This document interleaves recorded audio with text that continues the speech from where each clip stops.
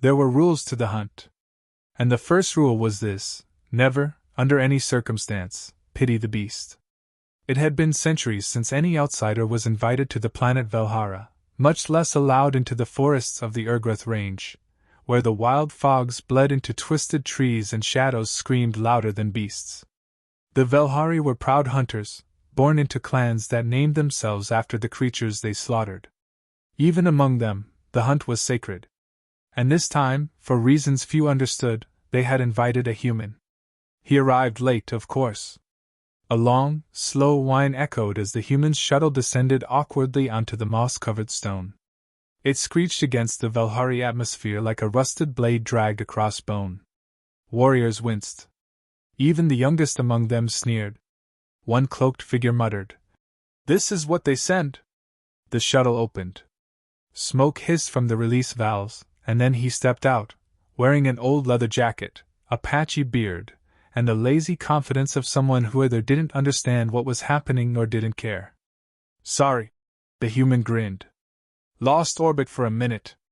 Hope I didn't ruin the dramatic moment." Silence. Until Wren of the Red Talon, the hunt leader, spoke. "You are Garrett Lane. You hunt?" He glanced at the towering, scaled Velhari warriors, each over 7 feet tall, rippling with muscle and adorned with ceremonial fangs. Garrett adjusted his belt. "Well, I fish. And I once killed a tiger with a frying pan in Panama.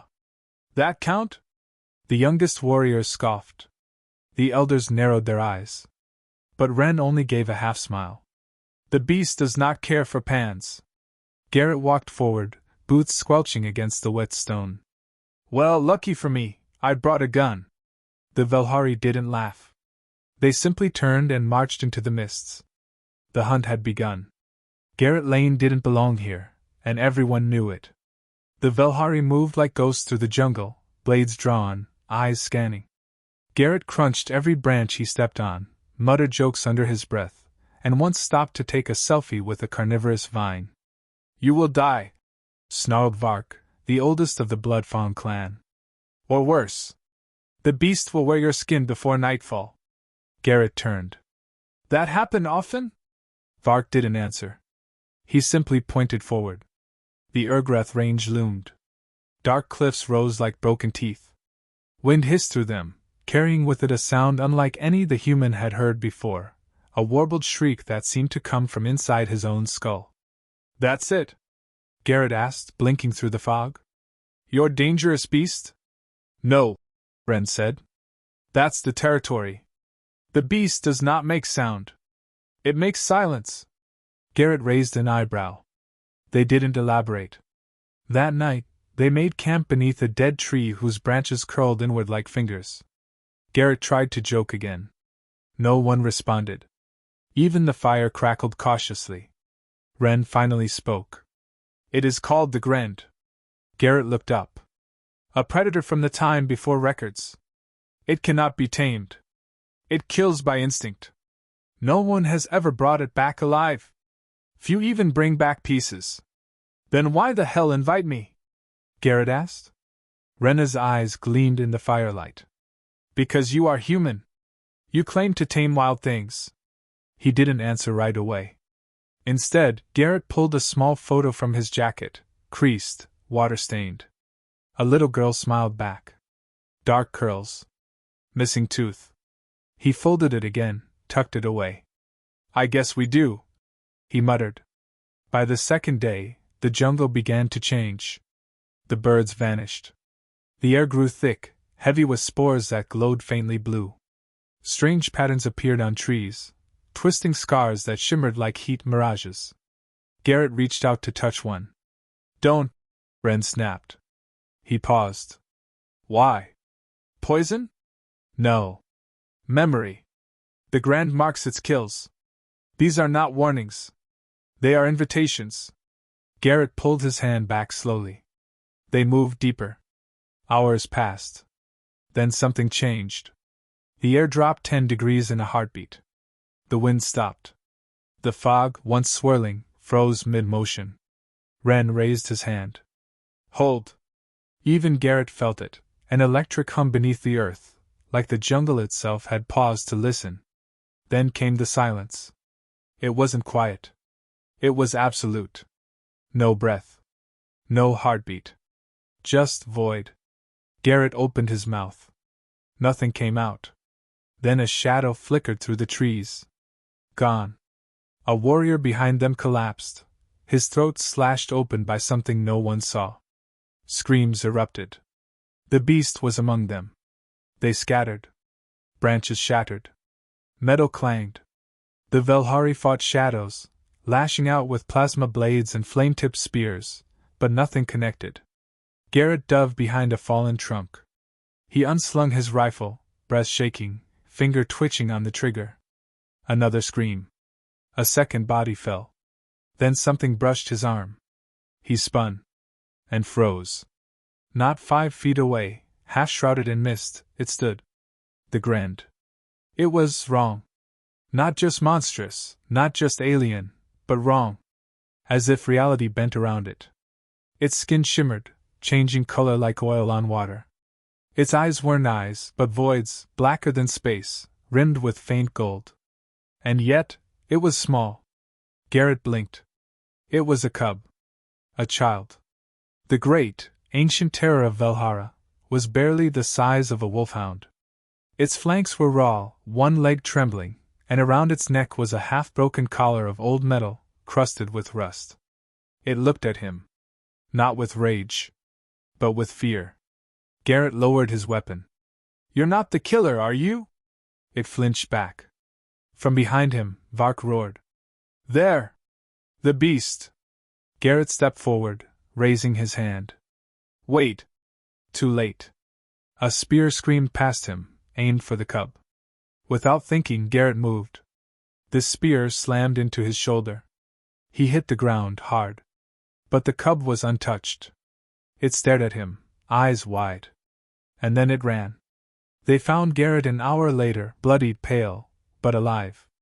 Vark loomed over him, furious. "You shielded it." Garrett groaned. "Yeah. Weird how the ancient killer didn't kill me. It fooled you. They do that. They lure. They pretend. You are soft. Weak. You insult the hunt." But Ren knelt beside him, silent. Garrett met his eyes. "That thing was scared. Hurt. It had a collar. Someone tried to keep it." Rena's eyes narrowed. Garrett continued, voice hoarse. "I don't think you've been hunting the Grand. I think you've been hunting its child." Silence. Then Ren stood. "Rest. Tomorrow, we hunt again." Garrett knew he'd seen the truth. But he also knew, if he didn't do something, they'd kill that creature. And something about that didn't sit right. That night, he snuck out. His shoulder ached. His arm barely worked. But he moved anyway. He followed the trail, not of the hunters, but of the cub. Small paw prints. Scorch marks. Broken twigs. Until finally, deep in a ravine beneath twisted roots, he found it. Curled. Shivering. Its flank was burned. Eyes dull. Garrett knelt. "Hey! I'm not here to hurt you," it growled weakly. "I know. You're scared. So am I." He sat, slow, deliberate. Pulled a ration from his pocket. "Food?" No response. Then slowly it crawled forward. Sniffed. Took the ration. Then licked his wounded arm. Garrett flinched, but it didn't bite. Instead, it curled against him. Warm. Real. Alive. For a long moment, man and beast simply breathed. And Garrett knew. He couldn't kill it. He wouldn't. They were both lost things in a world that didn't want them. So he did what humans did best. He offered kindness to the thing meant to be feared. And the cub, once thought the most dangerous beast in the galaxy, closed its eyes and slept beside him. Tomorrow, they'd hunt him. But tonight, he had made a friend. The forest didn't wake gently. It shuddered. Garrett felt it first, the sudden tremble beneath the roots, like a distant quake. Then the trees began to lean ever so slightly, as if bowing to something far older, far angrier. Beside him, the cub stirred. Its ears flicked up, nostrils twitching. It wasn't afraid this time. It was listening. Garrett stood slowly, cradling his wounded shoulder, eyes scanning the mist ahead. "What is it?" he whispered. The cub didn't answer. But it didn't need to. A second quake hit. Closer. Then a sound split the jungle. Not a roar. Not a scream. It was a pulse. Low. Bone deep. Like the sound of a mountain breaking open. The Rio Grande had awakened. And it knew its child was missing. 3 miles away, the Velhari were already moving. "The Earthborn has vanished." Bark snarled, his fangs bared. "Took supplies. Left blood. Traitor." Ren didn't speak. He knelt by the abandoned campfire, his hand hovering over a half-eaten ration pack, its label still bearing a Terran logo. His gaze swept over the ground, pausing at the bootprints that led, not towards safety, but deeper into the jungle. "He went to it," Ren said finally. "To find the beast. He sides with it," Bark hissed. "Then he dies with it." "No," Ren replied, rising slowly. "He's not stupid. Not reckless. He saw something we didn't." "The cub," one of the younger hunters began. "Was not it," Ren finished. "We've been hunting a child." The warriors stared. Silence. Until Ren turned toward the jungle's heart. "The Rio Grande is coming. And if we do not reach them first, everything will die." They followed. Garrett ran. Not from the cub, but from what he felt behind him. Every living thing in the forest was moving away from the center. The birds. The bugs. Even the plants seemed to recoil as the sound came again, deeper now, vibrating the air in waves. The cub padded beside him, unafraid, but alert. Occasionally it would pause, sniff, then veer left or right, guiding him without words. And Garrett, despite everything, followed. His rifle was slung loosely on his back. Useless. He doubted it would scratch whatever was coming. He had no plan, no backup, and no idea why he was still doing this. But the cub had looked at him like he mattered. And that was enough. They reached the ridge by nightfall. Below them stretched the hollow basin, a jagged bowl of stone and ash-black moss. Trees grew sideways here. Fog clung low, shimmering faintly blue in the moonlight. And at the center, something moved. The Grande. Not the cub. The mother. Garrett dropped to his stomach, peering through broken branches. Even from this distance, he could tell, this thing was no animal. It was massive, easily 30 feet long, all sinew and armor plates, with legs that bent the wrong way and a maw lined with rows of constantly rotating teeth. Its eyes, dozens of them, glowed faint amber, blinking independently.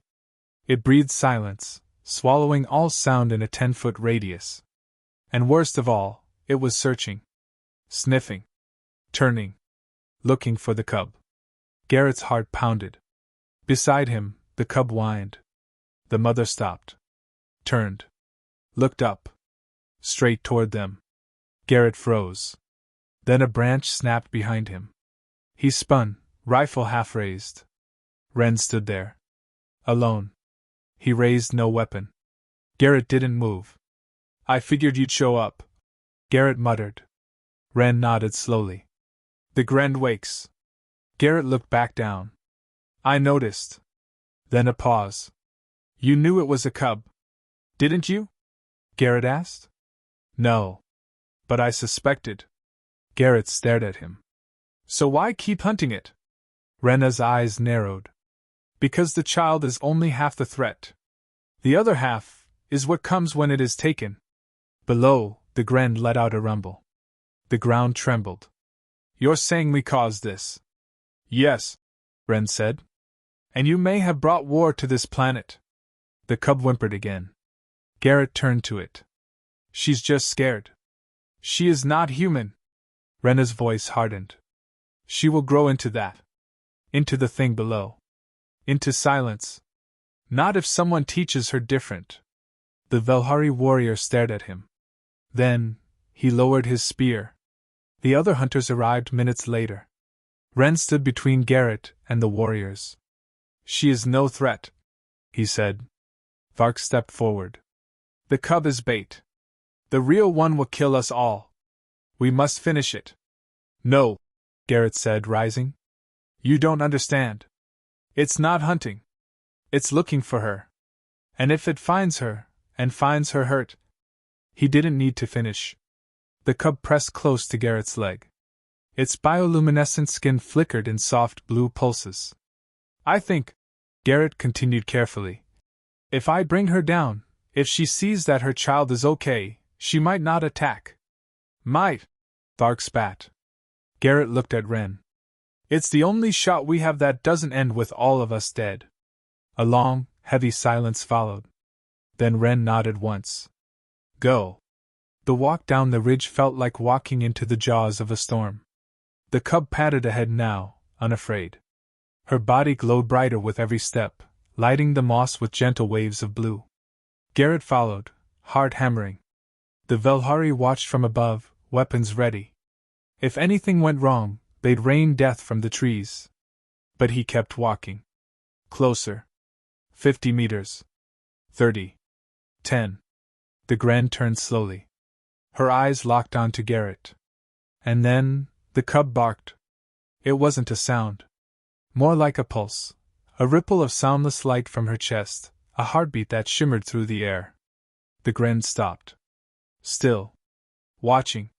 The cub stepped forward. The beast growled, a low vibration that shook Garrett's ribs.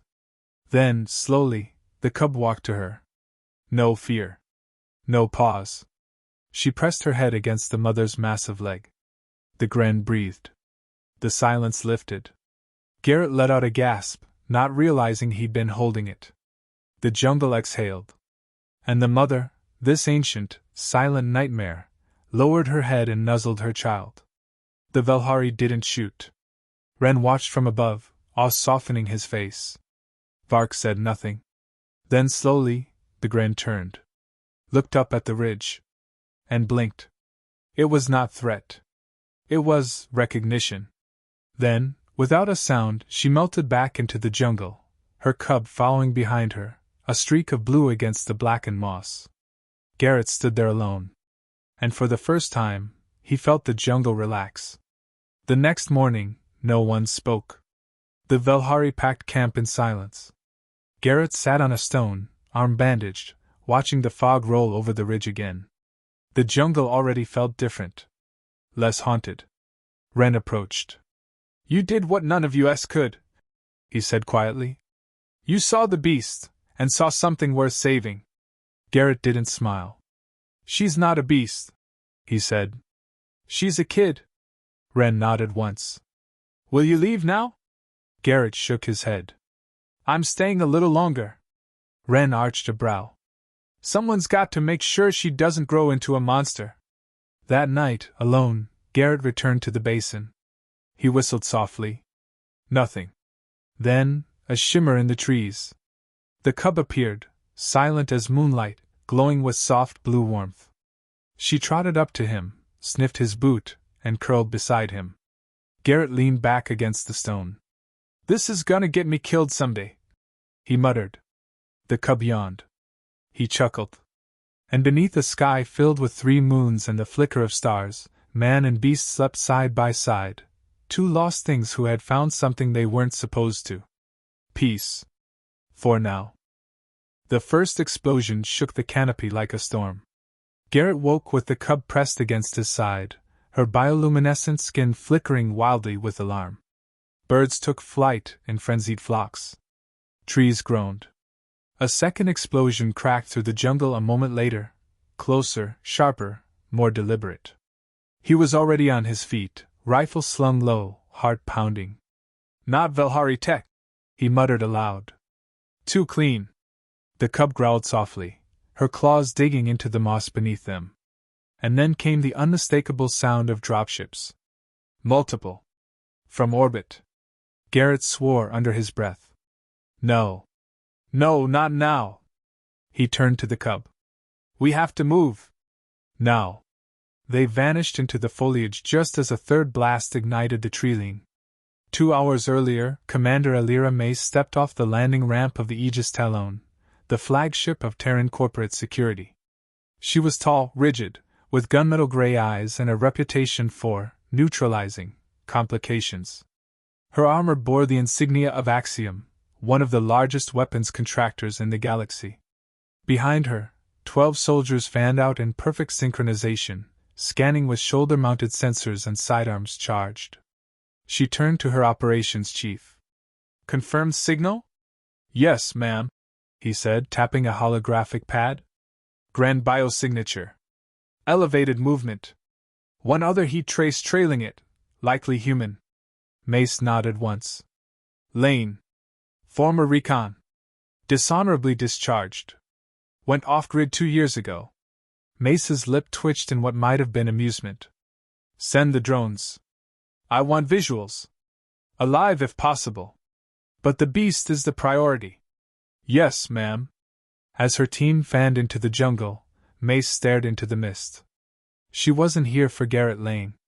She was here for the asset. And if what the scans suggested was true, it wasn't just a beast.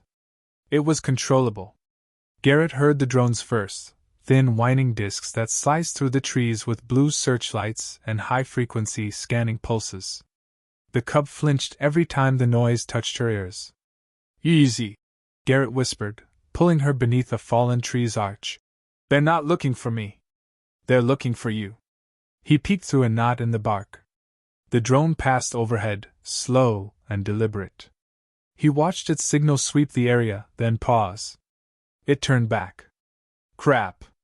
He grabbed the cub and ran. Branches whipped past. Vines snapped against his arms. Behind them, the drone's whine climbed in pitch, tracking. Then came the voice. "Garrett Lane. This is Commander Alira Mace of Terran Corporate Security. Stand down. You are harboring classified bioweapon property. Compliance is survival. Resistance is not." Garrett cursed. "They knew," he muttered. "They knew about her." He ducked into a gully and pulled the cub down with him, cradling her between his knees. She whimpered. "I'm sorry, kid. I didn't know they'd come." A blast shook the trees above them. Garrett didn't flinch. He reached into his pack and pulled out a flare gun, old, rusted, but reliable. He aimed it straight into the air. Then fired. Miles away, Ren saw the flare cut through the sky. Red. Human distress signal. He didn't hesitate. "Velhari!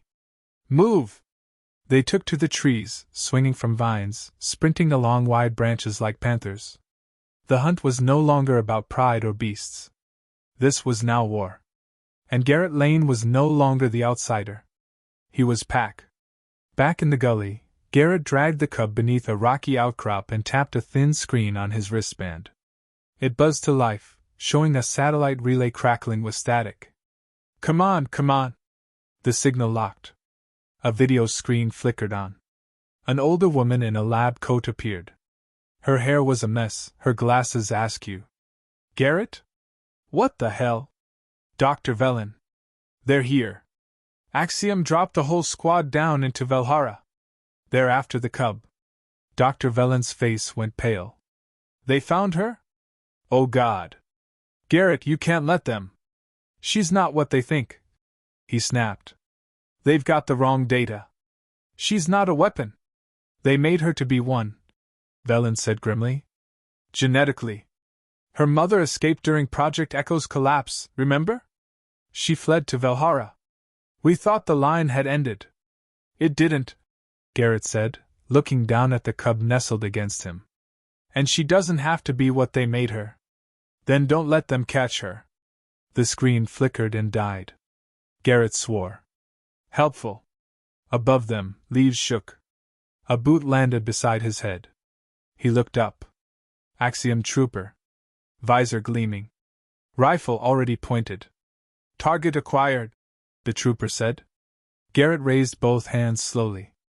"Hey! No sudden movements. She's just a kid. She's a classified prototype," the soldier said flatly.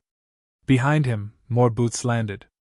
5, 6, 7 troopers in total. Garrett was surrounded. Then, a snarl. One soldier dropped. Blood sprayed the bark.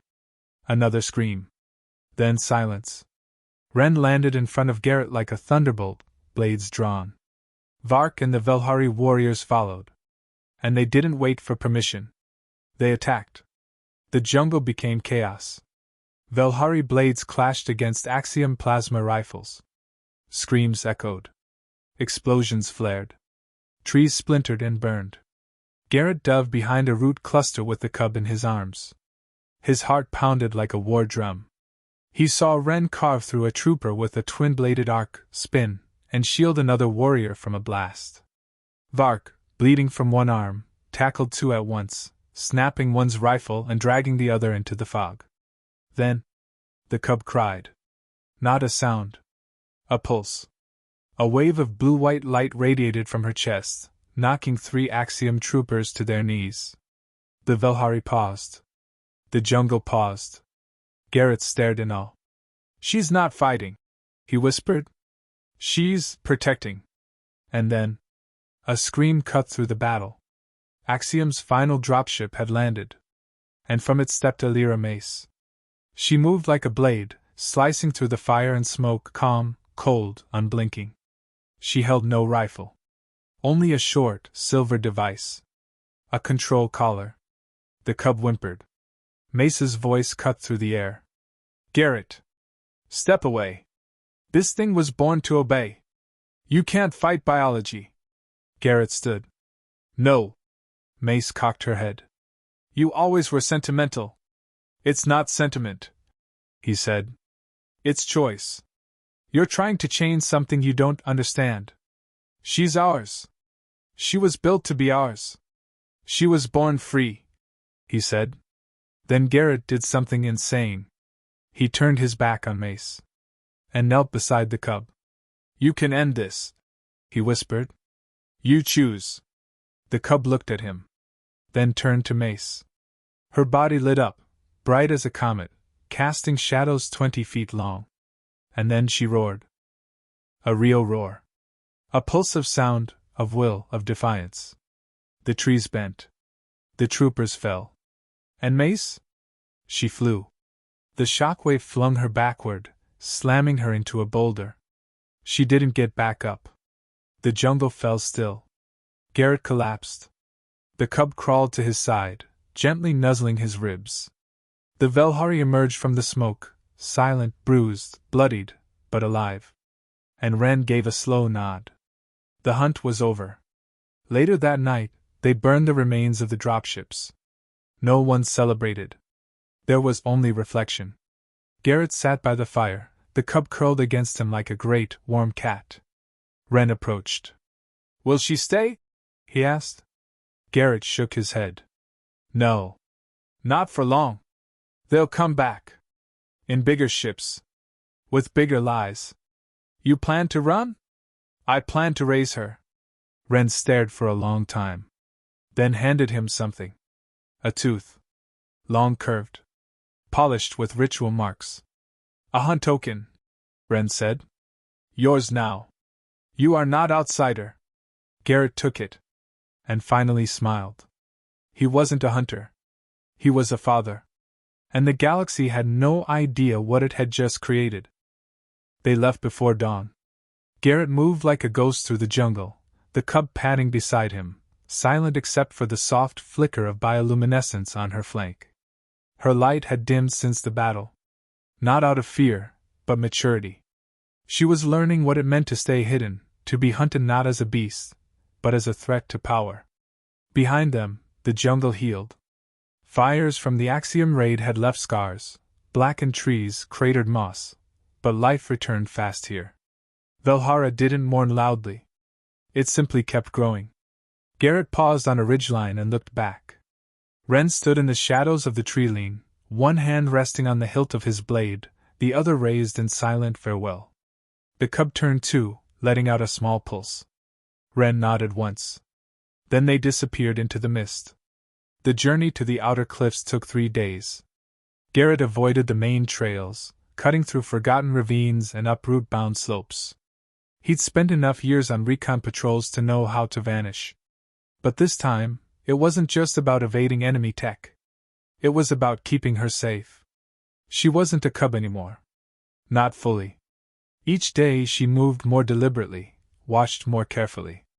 She'd learned to mimic his posture, his silences, even his expressions, though her version of a raised eyebrow was a shimmer along her forehead plates. At night, they camped beneath overhangs and tangled trees. Garrett shared old ration packs and whispered Terran fairy tales under the stars. She didn't understand the words, not yet, but she listened. Always.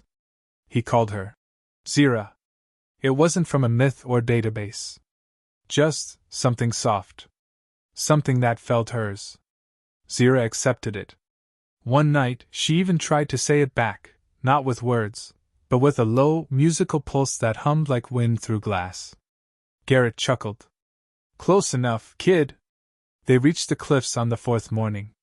From here, the sky opened wide. The jungle dropped away into sheer black stone and churning ocean far below. And above them, faint but there, a glimmer of stars. One of them moved. The satellite. Garrett tapped his wristband, syncing to the old orbital beacon he'd hidden years ago, back when he thought he'd never need to call in favors again. He uploaded a single line of code. 15 minutes later, a flash streaked across the clouds, small, fast, silent. An unmarked stealth shuttle, descending. Zira tensed beside him. Garrett knelt, placing one hand on her shoulder. It's okay. They're not from Axiom. Old friend of mine. Smuggler. He doesn't ask questions. She blinked. The shuttle landed on a flat outcrop, ramp unfolding with a hiss. A woman stepped out, tall, wiry, with cybernetic eyes and a tired grin. You look like hell, Lane, she said. Garrett smirked. I had a rough babysitting gig. Then she saw Zira. Her smile faltered, but she didn't reach for a weapon. That's the beast? Garrett nodded. Name's Zira. She's not what they say. The smuggler, Tess Varin, shrugged. Neither are you. Get in. The shuttle lifted minutes later, rising into cloud cover so fast Garrett's ears popped. Zira stayed close to his side, tail curled around his boot, eyes watching every panel, every noise.